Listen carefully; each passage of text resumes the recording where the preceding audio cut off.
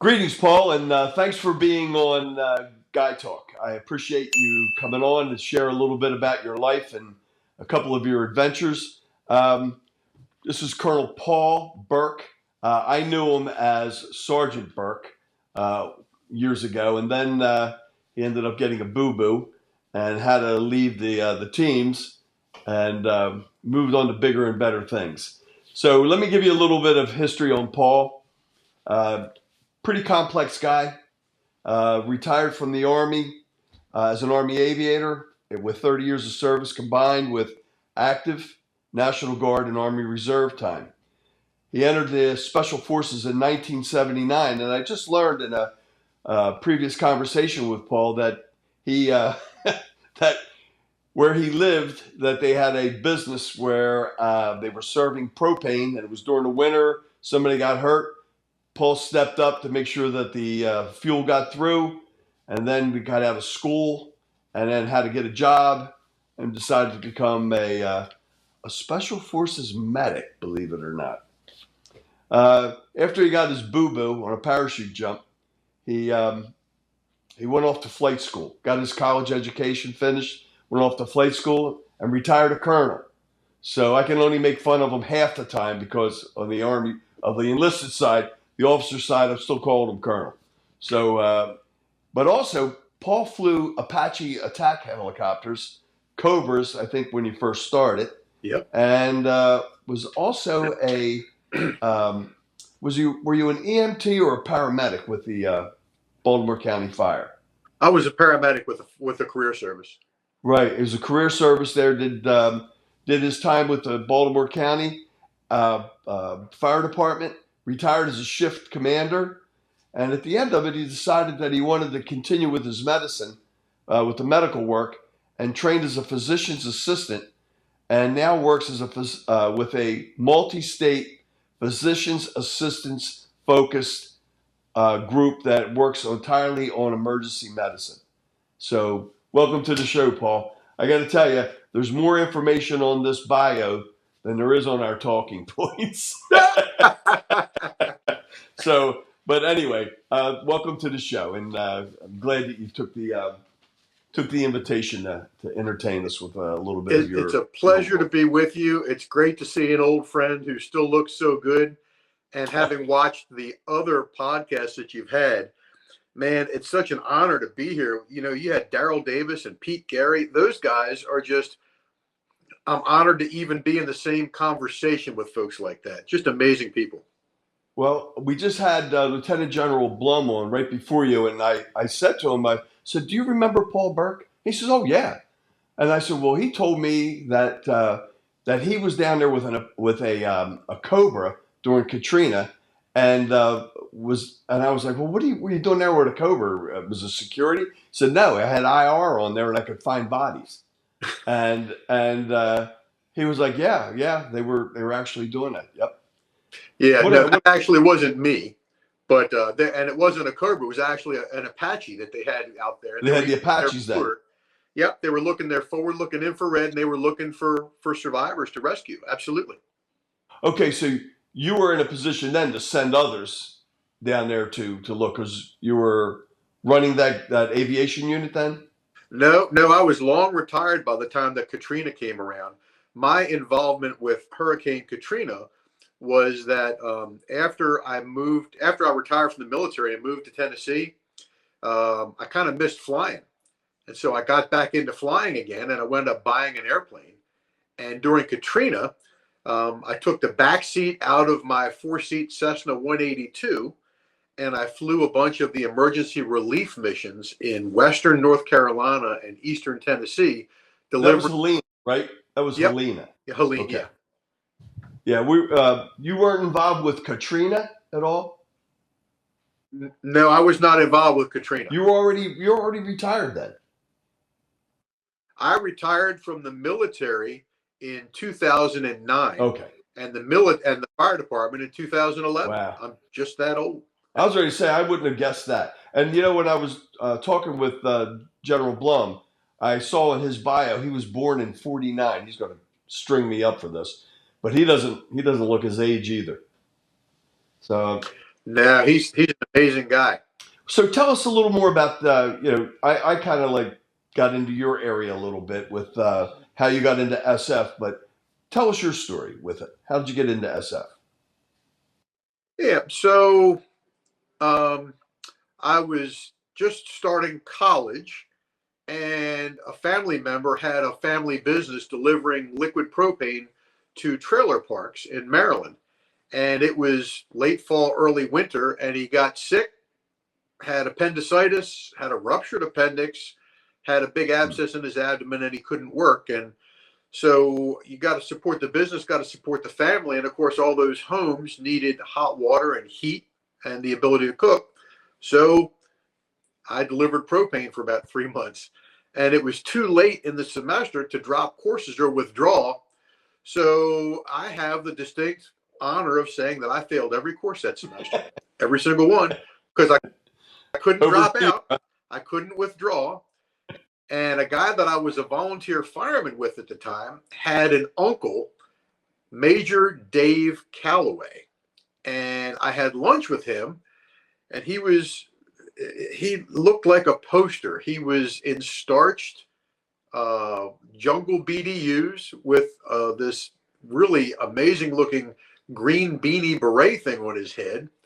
And he said, if you need a future and you're thinking about doing something and you're already an EMT and you're already trying, why don't you think about Special Forces? And I was like, never heard of it. We talked for a while and sounded like a challenge, and it sounded like something I'd be interested in. And he said, you're already in the medical field. You should be a Special Forces medic if you can hack it. So I'm always up for a challenge. And that's how I got into SF, was just Dave Calloway, and what an amazing man he was. Yeah, that's a great story. Great story. And God knows you can't have enough medics, especially ones that are competent. So how long did you spend in SF? I got injured in the late summer, early fall of 1981 in a parachute jump. We were jumping the maneuverable parachutes. I don't even know if they have them anymore. The MC-1-1 Bravos. Yeah, And they give you a forward speed of like 6 knots. And we were jumping. The winds were much higher than forecast. The winds were like 12 to 15. So you're going backwards. And I got flipped over a pine tree and injured my back very badly. And one of the other guys was injured. And so I kind of worked on him, and out we went. And yeah, that was the beginning of the end of my parachuting career, and therefore my SF career. And so you had to look for something else, or you wanted to look for something else, because by that time you made a commitment that you're staying in? Absolutely. Yeah, I found the military to be much more than I had ever anticipated or hoped for. I enjoyed the people. I enjoyed the training. I enjoyed the lifestyle. I enjoyed the challenges. The military guys are the kind of people that you want to build your lifelong friends and careers around. Honest, patriotic, hardworking, just salt of the earth, patriotic Americans. And that's who I wanted to be around. And I didn't want to just say, okay, my back's hurt, I'm done. So I got healed up, finished my college education, and then had an opportunity to go to flight school, and went to flight school. And it just like fell out of the air at you, or I mean, did somebody approach you or anything about it, or did you get out? No, what happened was, because I was still not back on jump status, but I still had to maintain my military time. I was helping to teach at the Maryland Military Academy. And they like to use the SF guys to teach there, because rather than getting someone from the infantry to teach land nav, and then somebody from a communications unit to teach how to use the old ANPRC 74 and 77 radios, they get an SF guy to teach whatever. And I met a guy, another major at the time. He retired as a late colonel, Major Lucas. And he said, so what are you going to do now that you're not jumping anymore? I said, I'm not sure yet. I'm still looking at options and trying to figure out what I want to be when I grow up. And he said, have you thought about flight school? And I said, not really. And he said, well, you probably ought to think about it, because I'm in an aviation unit and we have some openings and I could get you in. And as luck would have it, we spoke, and like 3 or 4 months later, I was at Fort Rucker, Alabama. ready to He go. must have made an impression. Either that, or it was just all of the stars aligned. It was very fortunate. Yeah. Well, I think that probably had something to do with making an impression too, Paul. I got insider information. So, okay. So so you were in the Guard for how long? For how many years? 30 years? I spent a total of 30 years, 22 days. For the Army, for active Everything Guard, and all together. Yep. wow, that's great. And so tell us, I mean, right now we're going through like this renaissance with people wanting to get back in the military, maybe because of the leadership at the top. Explain what that commitment is, so people that see this might want to follow that path. Are you referring to the time commitment like in the Guard and Reserve, or are you just talking Yeah. about the lifelong commitment? Well, no, about the weekend commitment, the annual commitment, and then what it's done for you. Okay.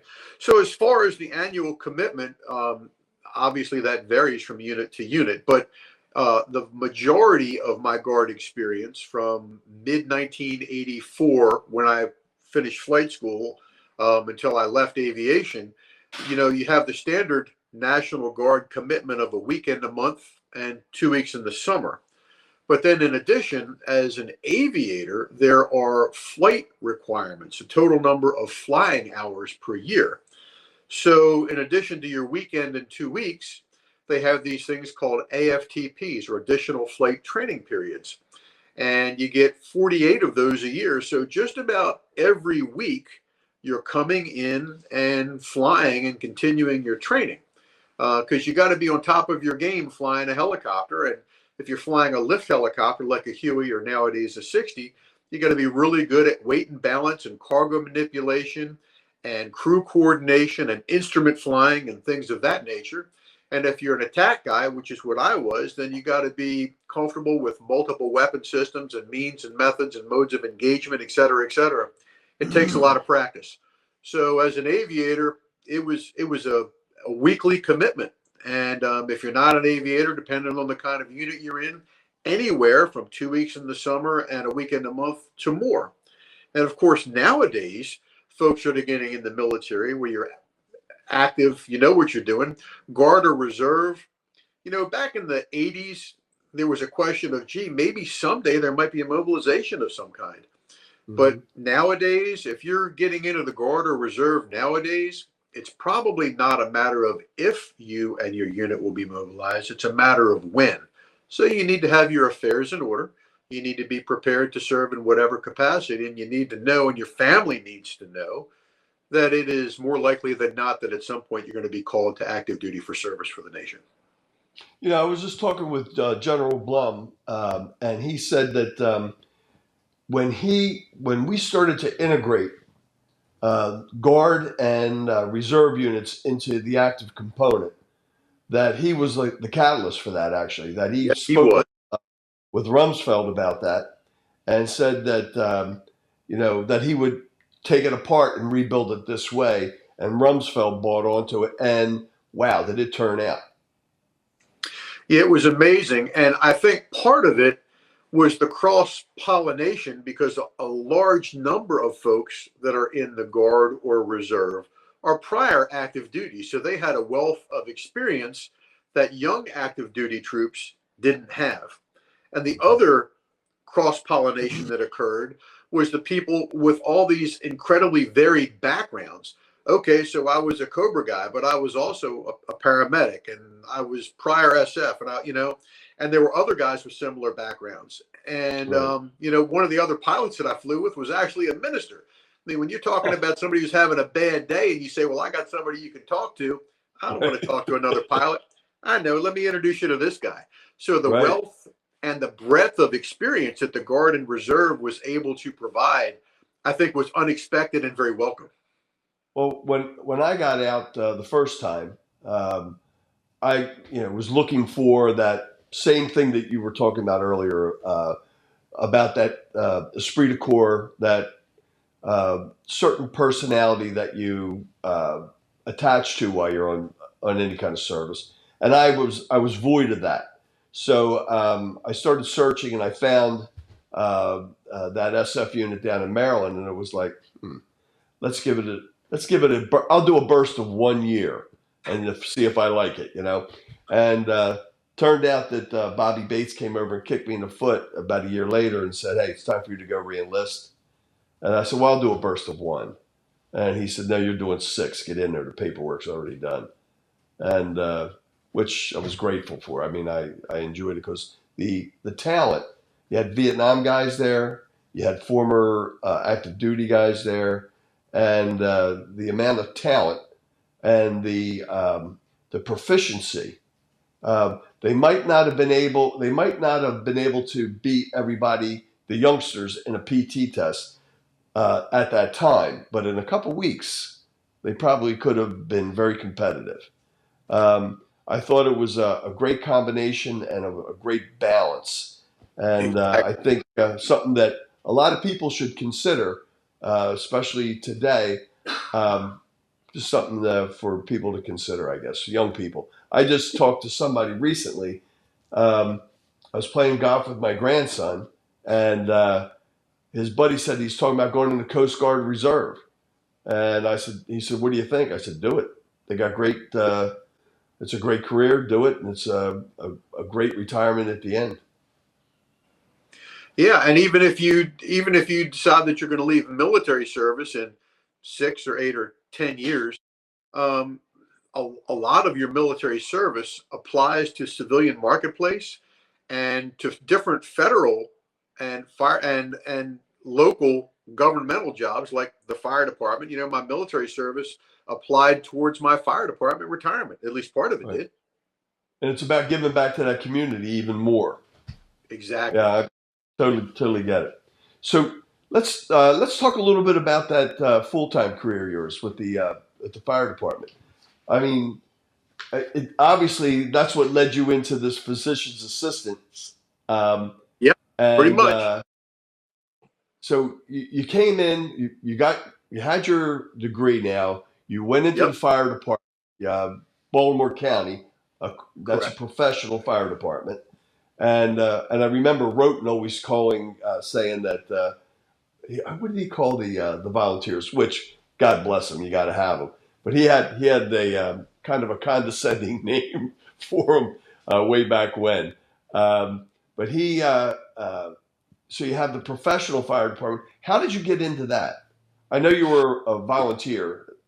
Right. Well, I was a volunteer first in Howard County and then in Baltimore County at individual stations prior to the military while I was in college and stuff, just because I liked the emergency medicine stuff.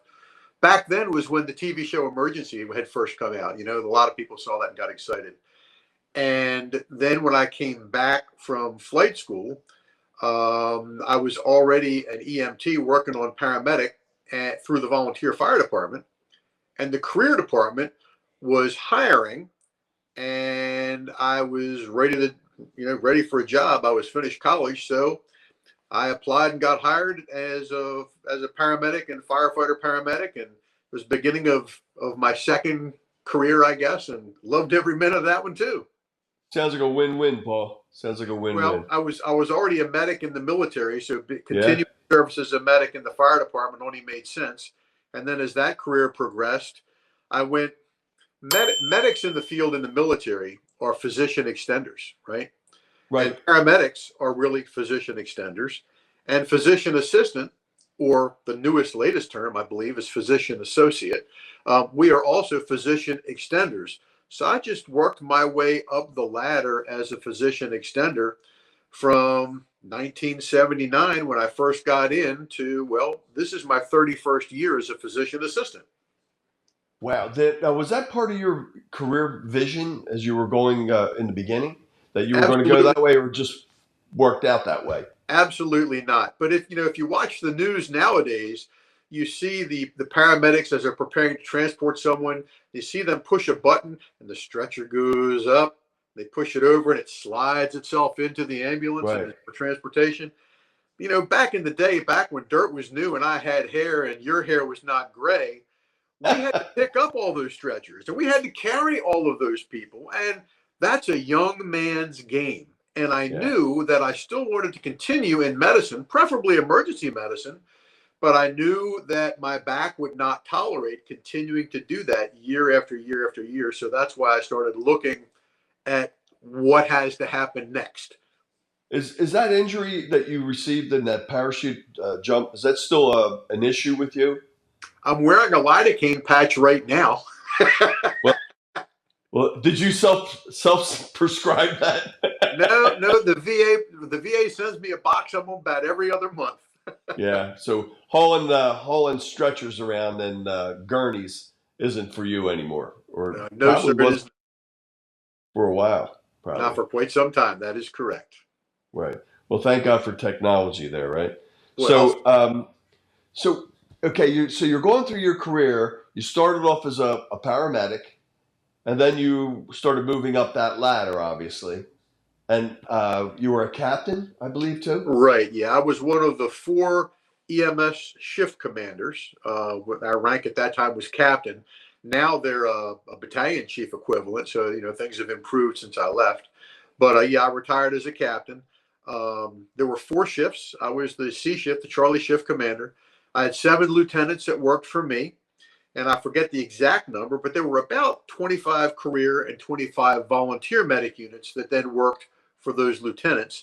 And there's more of them now. There's more medic units, career and volunteer.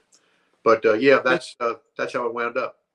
I guess as the population grows, they have to add, and the organization gets bigger. So, Exactly. did you have any time like stepping on fires? I was qualified, and I did it through the volunteers. But my career track in the fire department, I stayed in EMS just because I loved emergency medicine. Yeah, that sounds like a great career path. Um,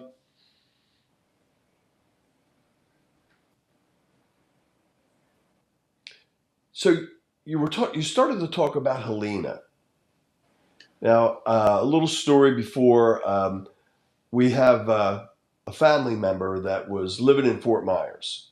Okay. Uh, Left Fort Myers to go to Asheville to get away from hurricanes. Okay. 2 months later, uh, 2 months later after they got in there, now the wife was 7 months pregnant when they were moved in there, and 2 months later, the Hurricane Helena rolls through.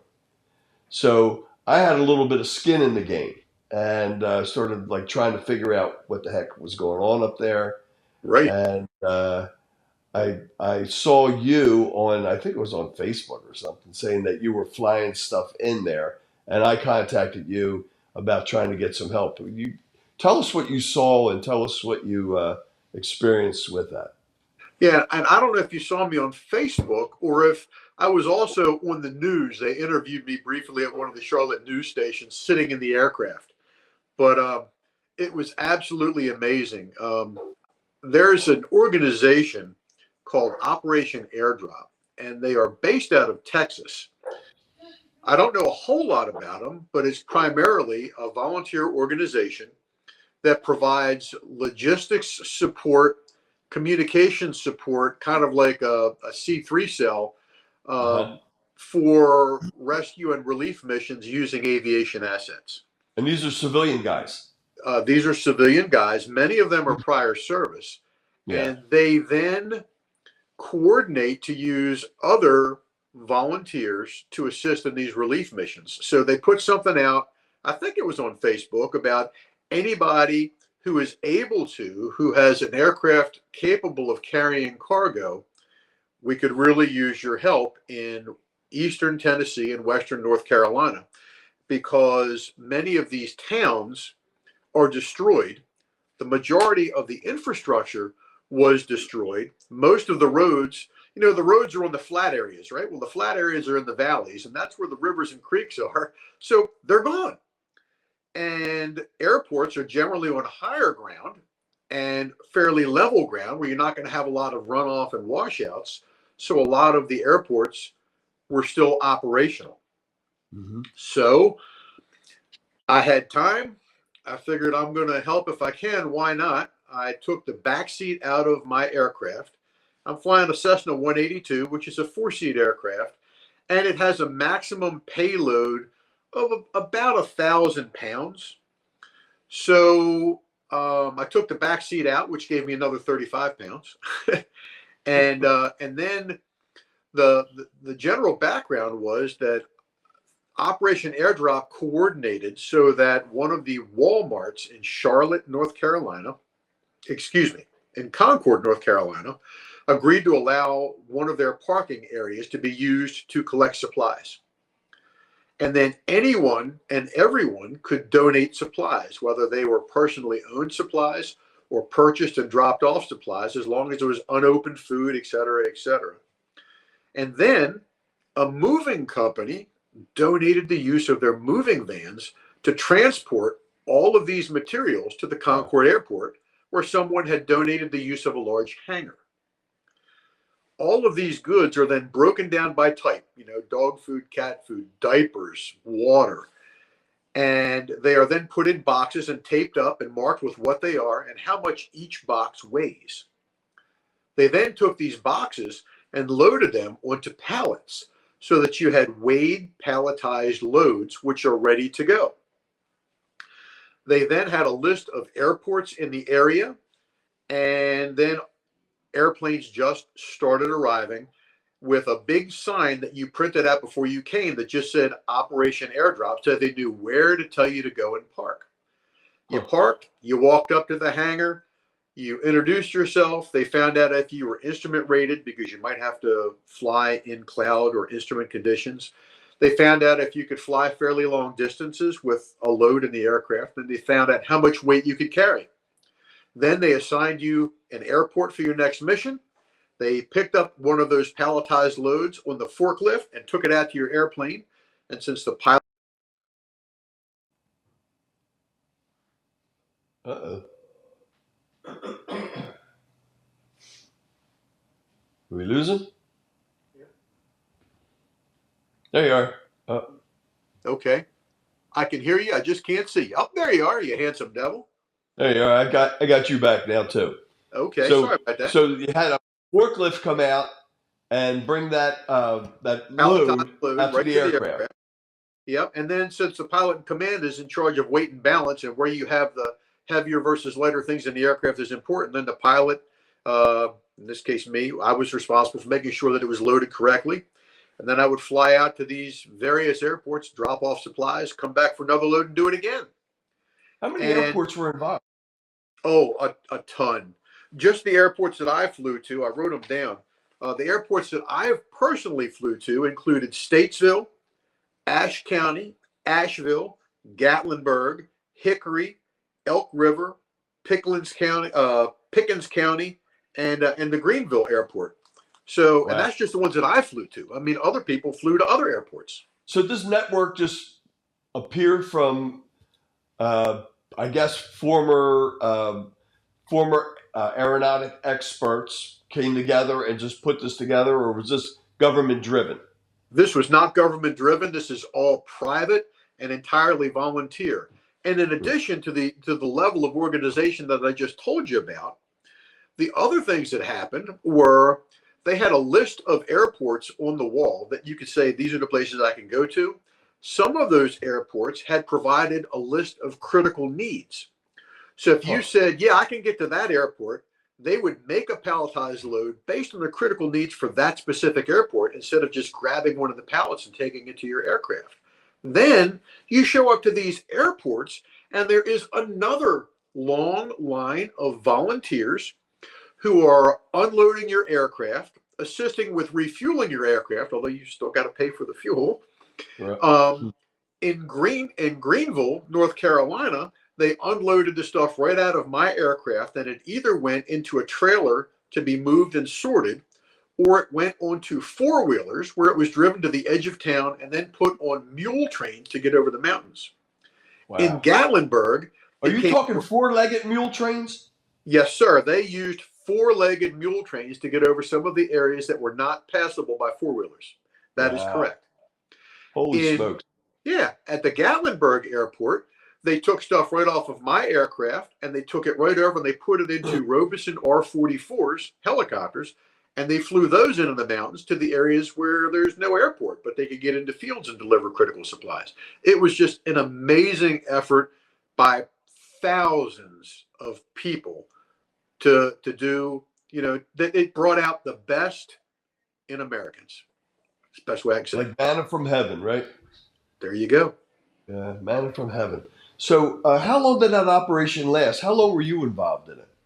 I flew for 6 days, either 2 or 3 missions a day for 6 days. And I think it went for a couple days longer than that as far as actual flying missions, and certainly went longer on the ramp up and then the cleanup and ramp down, returning equipment, supplies, and all. So, what did you do? Just lodge at the airport, or did they have hotel rooms, or were they gone too? I flew home.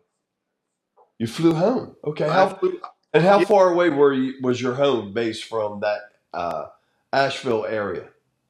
flying about 45 to 50 minutes, depending on winds. So it wasn't a bad flight. So I would fly home. I'd refuel the aircraft, pre-flight it for the next day, put it away. Then the next day we'd pull it out, we'd hop in, we'd do it again. And when I say we, the Operation Airdrop strongly recommended that all of these operations be 2-pilot operations because it was incredibly congested airspace. But I didn't know that many pilots down here. And my wife is a great co-pilot. She's flown with me to Texas, California, Alaska. So she's been all over with me. She's really good at monitoring air traffic, monitoring radios, changing freaks. So my wife was my co-pilot for all of this. Huh. Well, I mean, is she a licensed pilot too? No, she's not. She's just smarter than I am. Paul Burke trained, right? There you go. Now she's really good at it. She's great. Uh, And so she helped with keeping traffic separate. And when I talk about how congested the traffic is, I don't know if you saw any of the pictures, but if you look, the only airport that I flew, well, the 2 airports that I flew into that had operating control towers were Asheville and Concord. And all of those other airports that I mentioned were uncontrolled airports, meaning there's no control tower. Okay. So then the only way. would you have to talk amongst the pilots there to see who was next in, who was next out? Exactly. They have what's called a CTAF, or a Common Traffic Advisory Frequency. So you're going into this airport, you start calling about 10 miles out, letting them know you're coming. And then what would happen is the fixed wing traffic would come in, entering a standard traffic pattern, coming in and landing on the runway, taxiing over to the unload port, wherever we're going to be working. The rotary wing traffic, which are going in and out as well, because they're picking up supplies from that airport where we're dropping them off, and they're taking those supplies to areas where we can't go. Right. So we would fly in and land. We would fly in and land on the runway, and the rotary wing aircraft would come in perpendicular to the runway and wait for us to clear. Then they'd hop over and they'd load up or unload and head out. And there were no incidents. There were no accidents. The amount of air-to-air communication and coordination was amazing. That many people in that congested an airspace, no problems. What kind of volume and rate of aircraft going in and out? I mean, it sounds like an amazing thing. There was no accidents, no incidences, and a lot of it was uncontrolled, just professional pilots all working amongst each other. Yeah. Well, at Concord, sometimes there would be a line of 15 or 20 aircraft waiting to take off. There were that many aircraft flying missions. And it was just good pilots using good professional skills and professional judgment. And, or as they like to say, they used their professional judgment to avoid having to use their professional skills, But everything was safe, well coordinated, and very efficient. It was an amazing thing to participate in. You sent me some photos of aerial photos of a riverbed. Yes. And in those photos, you saw rooftops. So we're talking now, the river raised how much in some of these areas? Some of these areas were absolutely devastated. And it's interesting because if you read a little bit of history, this was clearly a 100-year storm. And what I mean by that is that almost exactly 100 years before that, a similar storm had come through Western North Carolina and Eastern Tennessee and did the same thing. Because where are the roads? The roads are in the flat spots. Where are the flat Right. spots? The flat spots are in the valleys. Where do people live? They live in the flat spots. So the exact same thing happened like 100 years ago. But yeah, that picture I showed you, and that was day 2 or day 3, and that was Wow. just outside of Gatlinburg and Pigeon Forge. And you can see the houses on one side, but then you see a little string of what looks like trees, and you look close. Those are houses in the river, Right. underwater. It Wow. was impressive.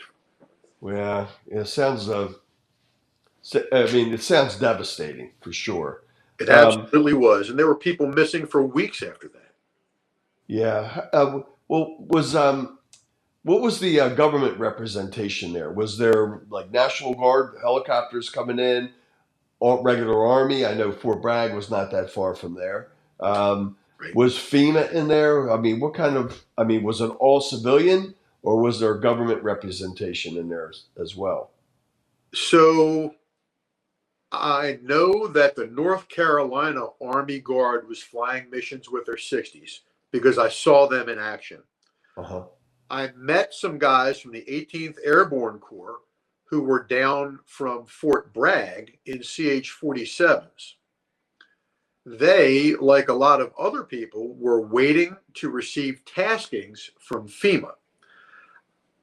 As of when I met those guys at Asheville, they had not flown any missions yet because they had received no taskings from FEMA. In the week that I was there flying ops, I never met, saw, communicated with, or heard any FEMA operations at all. FEMA was entirely absent during the time that I was flying missions. And I've heard that from other sources as well, which kind of confirms, you got a couple sources saying that. It's kind of... Yeah. So if they were there, they were in areas where I was not. Now, maybe that's because Concord was so busy, they tried to stay out of the way, and it was a very well-run, well-greased operation. And maybe it's because the airports that I was flying into were in the middle of devastation and there was no ground transportation available. I'm not sticking up for them and I'm not condemning them.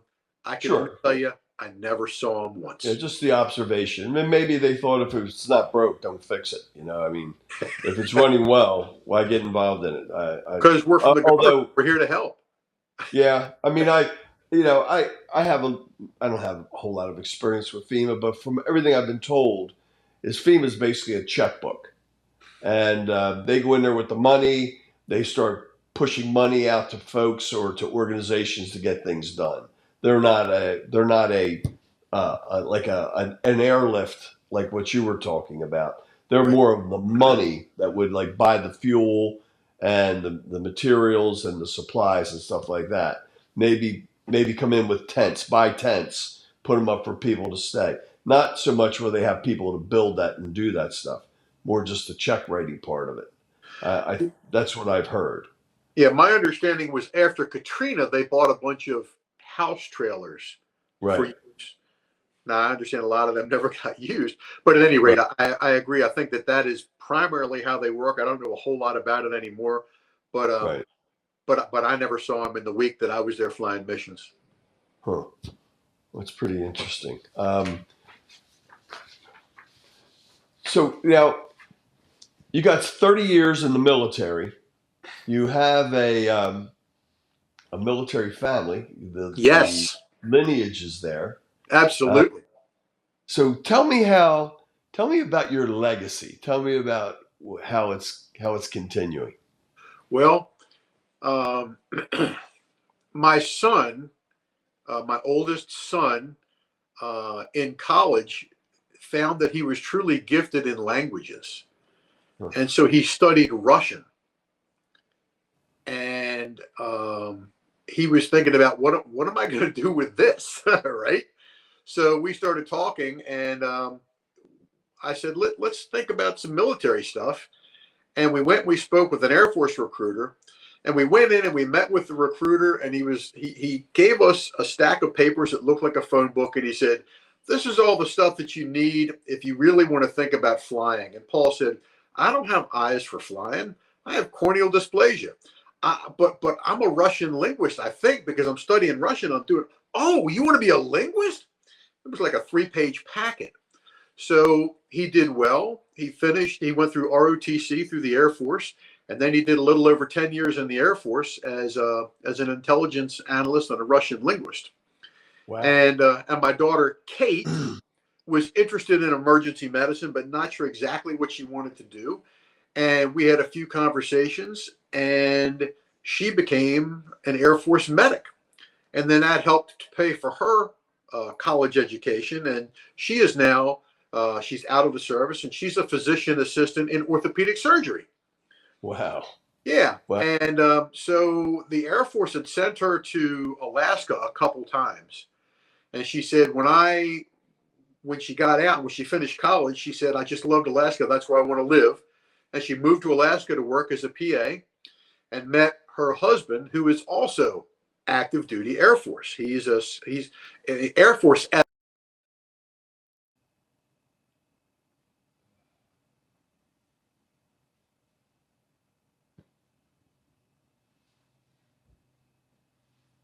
We're 4 minutes away from the 3-minute warning, by the way. I can hear voices now. Okay. So your son-in-law or your daughter met her husband, In who Alaska. was an active duty Air Force guy. What does he do? Air Force, SF is not what you and I do. SF is security forces. So he's an Air Force MP, essentially. So with that, I think I ran from them a couple times, Paul. Leaving the club. I think it was leaving the club. Yeah. So really, I got to enjoy the perfect trifecta. In 2012, I gave my son his oath of commissioning. I commissioned my son into the Air Force. Wow. And then in 2013, I gave my daughter her oath of enlistment. And then in 2022, in Alaska, under the northern lights at night, in front of a flag being held by my wife and daughter, I re-enlisted my son-in-law into the Air Force. So I have a commissioning, an enlistment, and a re-enlistment of my family members. It's the perfect trifecta for a military guy. And the beat goes on, huh? And the beat goes on. Yep. And they all did great, and they're continuing to serve, and they're all doing great. You know, it's just a wonderful legacy. It certainly is. It certainly is. And I thank you so much for coming on the show to share all this with us. You gave me a lot of information on, and gave us all some information on what happened with Alina. And again, I had skin in the game on that too. So I was kind of concerned, and now a little bit better informed of what happened. And just great to see you again. Hopefully, if you get down to the little latitudes down my way, maybe you'll let me know. Maybe we can link up. Absolutely. And if you happen to be cruising north on I-81, I smoked some good brisket and ribs, brother. Oh, now that's definitely a honeypot right there. Thank you so much, Paul, for being on the show with us. Thank you so much. Honor to speak with you.